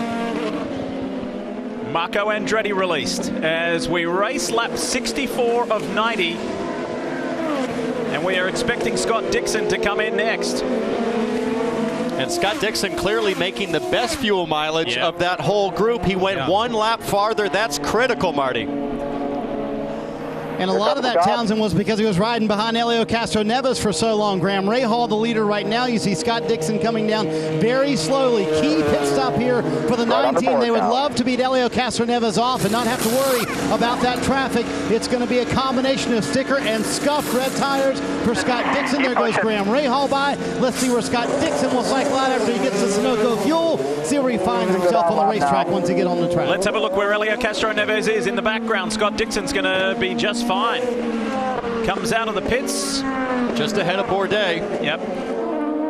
So no worries because he'd gapped Castroneves substantially earlier, went further on the fuel, which is just characteristic of Scott Dixon. Graham Rahal's your leader. Hinchcliffe is running in third. For that to work, Rahal's going to pray for no yellow. Oh! Hunter-Reay on the outside of Sage Karam. Ran me off the track. Boy, you got that right, son.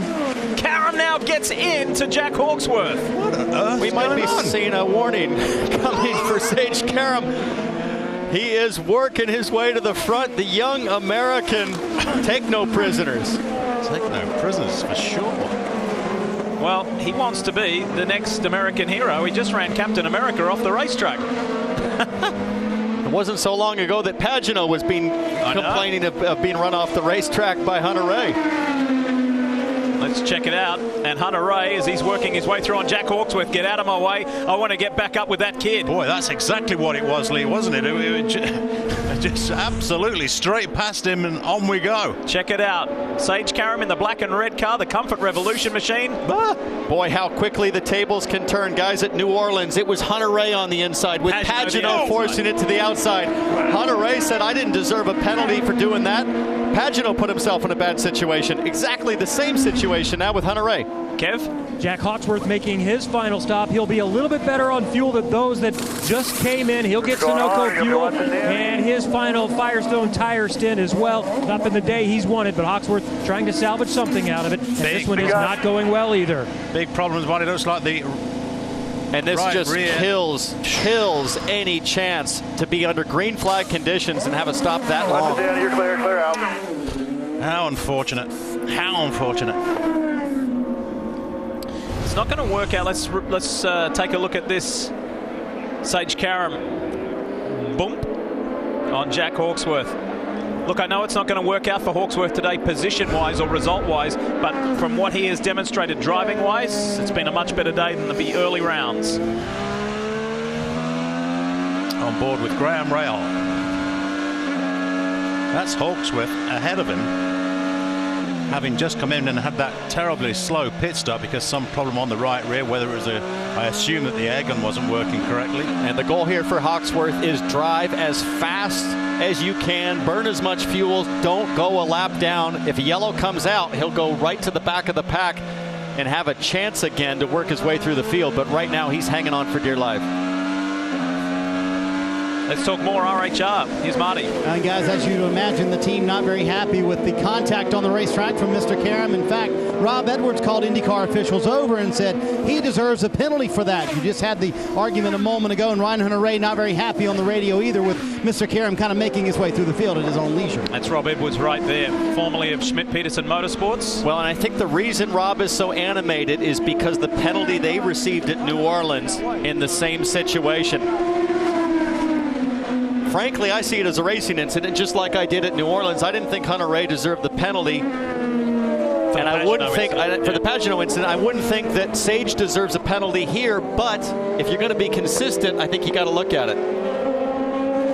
New record, incidentally, today at Barber Motorsports Park for the Verizon IndyCar Series as far as leaders, as we see Montoya on pit road. 8 leaders, surpassing the previous record of 6. Marty?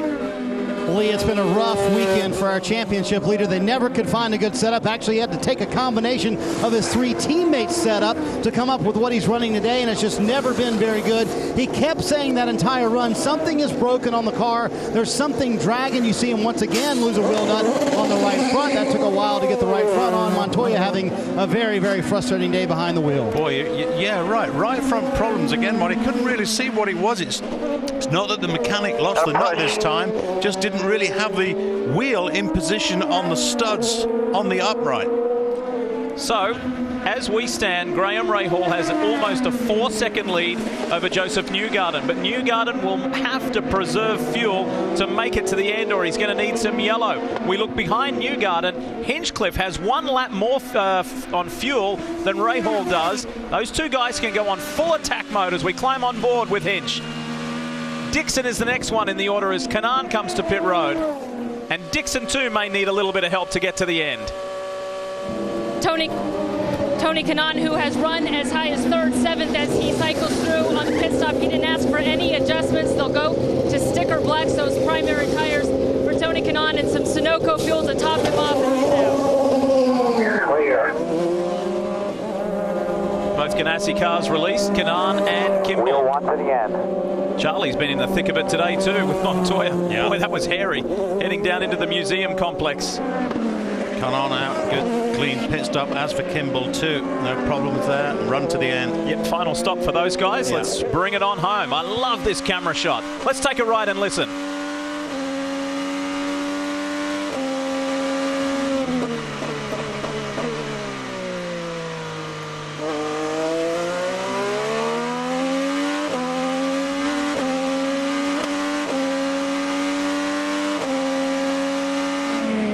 The Novo Log Flex Pen onboard camera with Charlie Kimball giving us that great view. All right, let's tick off a few more for the final stop. Bourdais and Pagenaud. Here we go.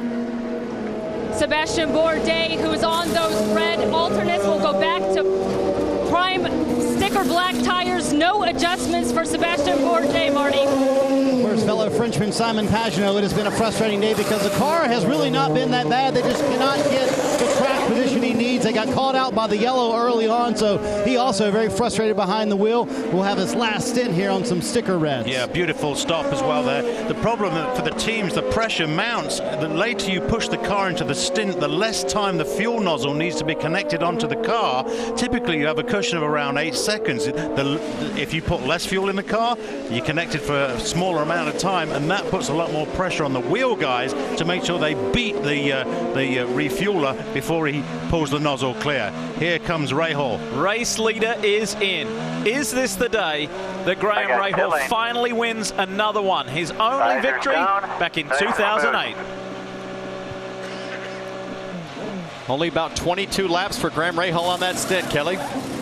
And what a win it would be for Graham Rahal, who will finish this race on sticker red tires. We saw some great battles between he and his teammate James Hinchcliffe, who was also coming in for his what should be his final service. It was a clean stop for the 15. Good stop. Good stop. Get the drive around these guys. You got more fuel, better tires. You got more fuel, you got better tires. Let's get at it. Absolutely. Let's go and get that victory. We'll see if he can do it. He's come out behind Castro Neves, Dixon, Hunter-Reay and Power. And look at Will Power after a drive-through penalty back into the top 5, still in contention. Unbelievable.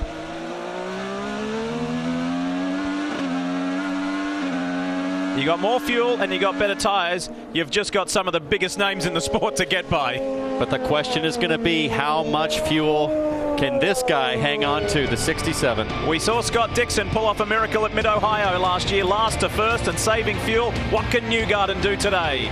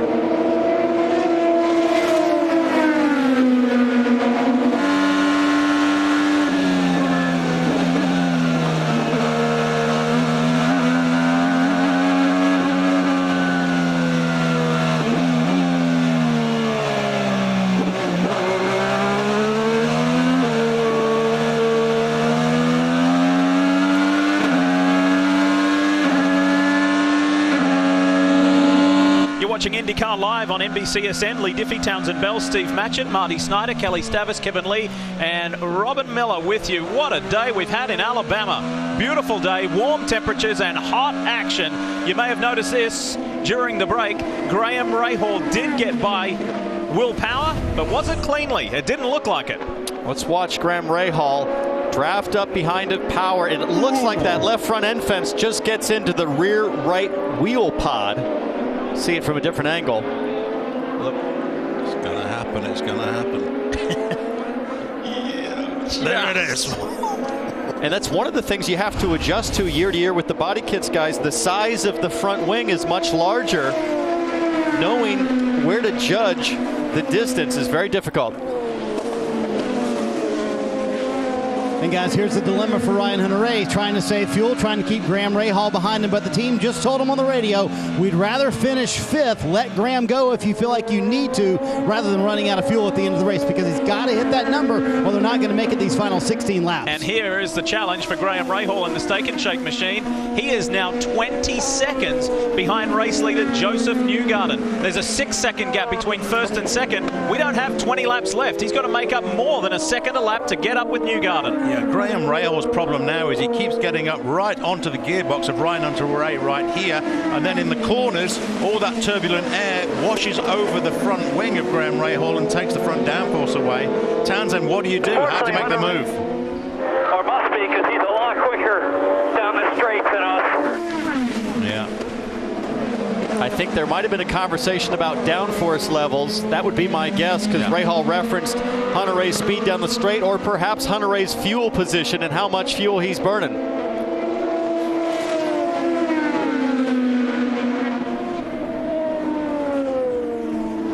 And this could be an issue. This is Joseph Newgarden coming up on Draconi. Now, I made a mistake earlier. Draconi was on the lead lap. Time to check in with our Chevy driver update, which gives us a look at the top Chevy drivers in today's race so far. Pretty easy to see there. Joseph Newgarden first, Dixon second, Castro Neves third. And we know that there has been a very strong performance from the Bowtie Bunch in 2015 in the Verizon IndyCar Series. Joseph Newgarden, who hails from Henderson, Tennessee, only 3 hours away, could be, might be, maybe on his way to his very first Verizon IndyCar Series win. Well, he's drove exceptionally well so far, hasn't he? Really, right from the start of this race. You could see Newgarden doing great stuff, taking the fight to the cars ahead of him. And it's been masterly, I would say, Townsend, all the way through. Well, and he's 27 laps on this stint. If he does make it to the finish, have to think that they think they're okay on fuel if he's keeping that sort of lead. Any updates on pit lane regarding fuel with Newgarden, guys? Indeed, they are thinking they're okay, Townsend. I talked to the team a moment ago, and they said we do not need any cautions to make it all the way. So they are firmly believing they can make it all the way on fuel. We'll try to get a word with Sarah Fisher here in a moment just to confirm that. I just got a slap from Russ Thompson, our statistician, who's from Tennessee, and he said he's from Hendersonville, not Henderson. I did mean Hendersonville. This is going to be a thriller. This is going to be very interesting at the end. Not only for Graham Rahal trying to work his way through, he is closer to Newgarden big picture wise, but still has his hands full right here. It's where to make the move. The problem is that all that turbulent air flowing off the back of the car ahead. It's so hard to follow in these cars. You lose so much grip. Yeah, exactly that. You get so close, the turbulent air falls off the rear wing of the car ahead, and then the front wing is running in spoiled air, turbulent air. You have no downforce, and then you get understeer on the car. You ever been accused of being a mind reader, Steve? Yeah, we copied that. Here's our race leader, Joseph Newgarden, and the gap to Dixon has come down, albeit slightly, to under 6 seconds to 5.8, and Dixon is in second, yes, yet again. Remember the big picture with Dixon, last weekend's winner in Long Beach. He has finished second here 4 times. Surely not, he can't be second 5 times. He's been on the podium every appearance here at Barber Motorsports Park. It's just one that's got away from him every year. Frustratingly so. Yeah, Scott Dixon's fight back in this race has been very, very impressive to me, because in the opening stanza of the race, as you remember, Lee, he really wasn't very happy with the car at all. Exactly. Now, the pressure is on this 24-year-old American. Marty, the big question for one of his co-team owners is, does he have enough fuel? Can he do it? Can he get there? Well, let's chat with Sarah Fisher, who is, I would say, visibly nervous. First of all, Sarah, can you make it all the way on fuel for sure? Yeah, I mean, we're watching that, but these guys have done a good job of taking a look at that and making sure we're safe. How about the job he's done behind the wheel today, Sarah? You know, Joseph has done a fantastic job for the whole time that we've had him, and it's just been awesome to work with him and to see him be in the spot, and just hopefully we can pull it off. All right, a little bit of nerves down here, I will tell you. They have a huge lead, but will the fuel hold out, and can he hold on to the car? Those are the big questions, Lee. Oh, and what about last year when he was fighting the man who's chasing him, Scott Dixon, at Mid-Ohio? We thought that was the day. Then go back to Brazil a couple of years ago. We thought that was the day that was going to be Newgarden's victory. We've seen it even at Long Beach last year with he and Hunter-Reay and Hinchcliffe. They've been so close, but yet so far. Newgarden, is he on the way to victory? We can answer that question for Sarah Fisher and the team in about 12 laps. Stick around.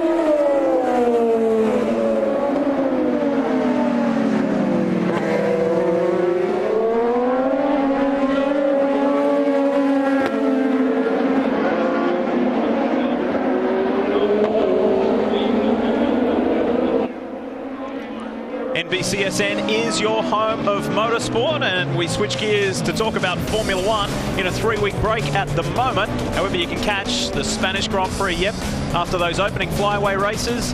We head to Spain, May 10th on NBCSN Live. At Championships Alive, this race is very much alive. Newgarden has extended his lead to 7.3 seconds, but you can see there that Graham Rahal has not only passed but cleared Ryan Hunter-Reay, and now the pressure is on Helio Castroneves. This is for a spot on the podium. The pressure will be on big time here for Castroneves as Rahal has all the fuel that he wants to use. A little bit fresher on the tires for sure, and he made a great move on Hunter-Reay during the break, powering around the outside like he did earlier at turn 5. There has been some spectacular driving today. Some good moves. There's also been some awkwardness. We've had a little bit of everything. But let's relive the pass on Hunter-Reay for Graham Rahal. He's been good at turn 5 today. Oh, terrific. And he just has such great spatial awareness in terms of where Hunter-Reay's right front tire is, Steve, as he works around the outside to pull it off. And he's got no push to pass left. He has to do this totally on racecraft. Yeah, doing it all on his own.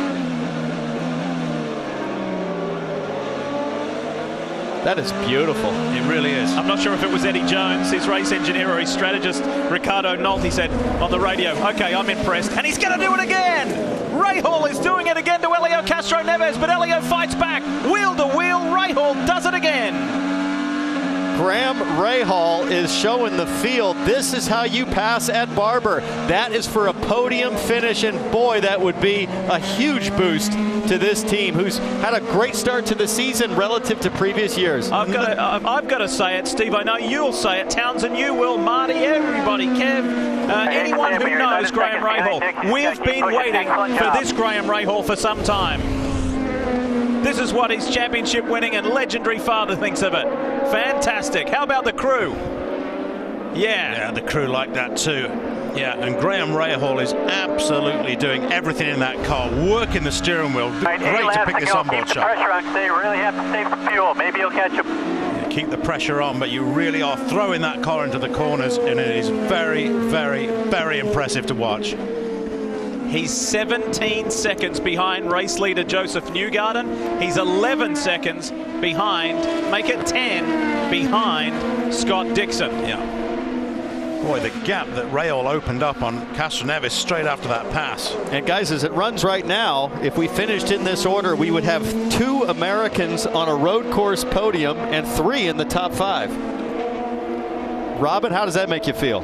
Everybody up and down the pits is walking around saying, you know, we've been waiting on American stars to break through. This is what we need, so people will pay attention. And newspapers all over the country. Newgarden got hosed last year in a bad pit stop, and guess what? He didn't throw a tantrum. He took it like a man. He's overdue for a win. Graham Rahal was in the Fast 6 all the time. He won his first race ever.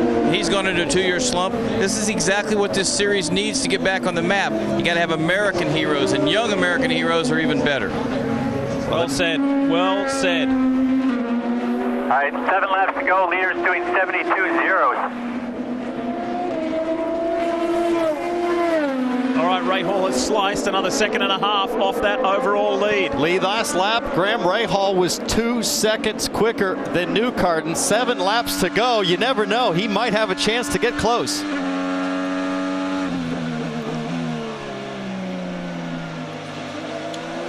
Quick reminder, as you see on screen there, you can be a part of Honda's fastest seat in sports sweepstakes. Rahal's Honda seat's pretty fast. ShopHonda.com to sign up. No purchases necessary.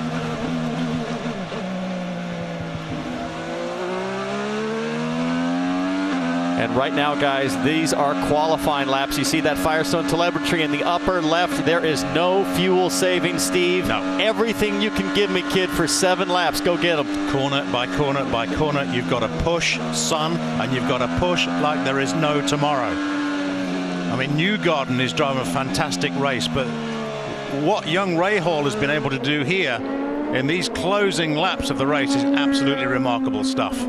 Look at the gap to 3rd. Yeah, he's left these guys. Castro Neves, Hunter-Reay, power. That's a good comeback. We should give more praise to Will. He's done a nice job in the Verizon Chevrolet. Munoz is up to 7th. Hinchcliffe has dropped to 8th. Bourdais 9th, and Simon Pagenaud in the top 10. On board, the defending champ. This is what Will Power was hoping for at Long Beach in terms of coming back from a bad circumstance. He wasn't able to do it there, but he had the drive-through penalty today, and he's come back strong. Kevin, he's flirting with the top 5 finish. He still might be able to get that 5th position ahead of him and Ryan Hunter-Reay, because they've been saving hard, but the idea is save enough, be able to push the last lap or two, so there might be something left. What a turnaround. Tim Cindric had to spend a little bit of time just calming his driver down, Lee. Kev, do you remember 2 laps ago I said, remember this number, 17.1 seconds from 1st to 3rd, Newgarden to Rahal, it's 12.1. Rahal has gouged 5 seconds out of the lead. And every segment, Lee, Rahal's gap is dropping heavily. 2 seconds that last lap. He is going for it, and Joseph is trying to hang on to fuel along with this guy, Scott Dixon, in 2nd place. And now, wow! Whoa! Wow! Here he comes! Here he comes! You're catching him. Get after him, son! Get after him! Another second that lap. It's down to 11 point. It's down to 10.6. Make it. Don't let him get away. Do not let him get away now. Keep the pressure on. Corner after corner after corner. You know this track. You can do this, son. We heard Sarah Fisher say, well, they tell me that we have enough fuel. They might have enough fuel, but they're going to have to go very slow to the finish, it looks like. Last lap for Newgarden, a 12.9. Rahal was a 10.1, almost 3 seconds quicker. The team told Graham Rahal, go get him. You've got enough fuel and you've got better tires. What a drive. Yeah, it is a great drive. 9.4 seconds. He is just slicing the seconds away. And these tyres, Lee, the tyres look good. They look stable. There's no understeer on the car. Watch Rahal work in the steering wheel. He's not seesawing at it. He's not. Well, Townsend, it looks smooth, doesn't it? We talked about earlier how the Honda seemed to be taking better care of those rear tires, and it's paying off now. Up front, Newgarden's lead is 4.6 seconds, but the gap back to third is 8.4. More seconds go flying out the way for Joseph Newgarden, this young man who had hopes and aspirations of being a Formula One driver. Hey, that still may come true with Haas F1 next year, who knows?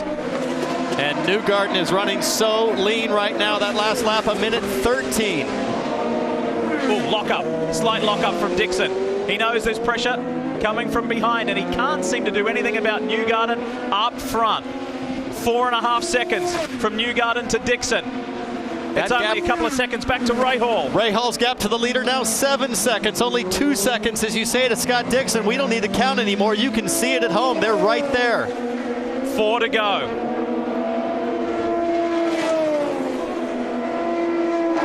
4 to go for Joseph Newgarden. And if I'm Joseph Newgarden, I'm asking, can I use some more fuel? How quick is Graham coming? Where am I to Scott Dixon? Joseph Newgarden's first win is right in front of him. Yeah. If he can hang on and make it to the line. And you know the team are concerned about... 4.5 back to Dixie right now. You know the team are concerned about fuel. Well, and the biggest benefit for Newgarden is this guy, Scott Dixon. Absolutely. He is the buffer to keep Graham Rahal at bay. 3 laps left around this 2.3-mile circuit. Barber Motorsports Park. Is this the place that Joseph Newgarden will fall in love with forever? People have been asking. The 2011 Indy Lights champion, the former GP3 driver who went to Europe to chase his F1 dreams, sat on the pole at Hockenheim, incidentally, and came home, landed an Indy Lights ride, and then stepped up to IndyCar. He's such a well-liked guy in the paddock, and people, just like Graham Rahal, have been saying, when's this guy going to perform to the level that we know? When can he do it? How can he do it? When will it happen? He's within 2.5 laps of being victorious. And you can see the enthusiasm in the lower right. That's his father, Joey Newgarden, cheering him on. It's tight throughout the field. There's been some tremendous, some colossal racing today. Hunter-Reay, Power, they're still in the mix. Munoz, Hinchcliffe, Forday and Pagenaud, all fighting for top 10 spots. Incidentally, if things stay as is, Helio Castro Neves will be our new championship leader to the tune of 15 points. He'll turn a 2-point deficit into a 15-point lead. And Steve, the tires have been well worked this race. You can see the large chunks that have been forming offline. It's not really marbles. They're like small boulders. You're absolutely right. You're absolutely right, Townsend. They are on board, Graham. Fight for second. There's the car ahead. That's your next target, son, but you've got to get past him and past him quick. We are running out of laps.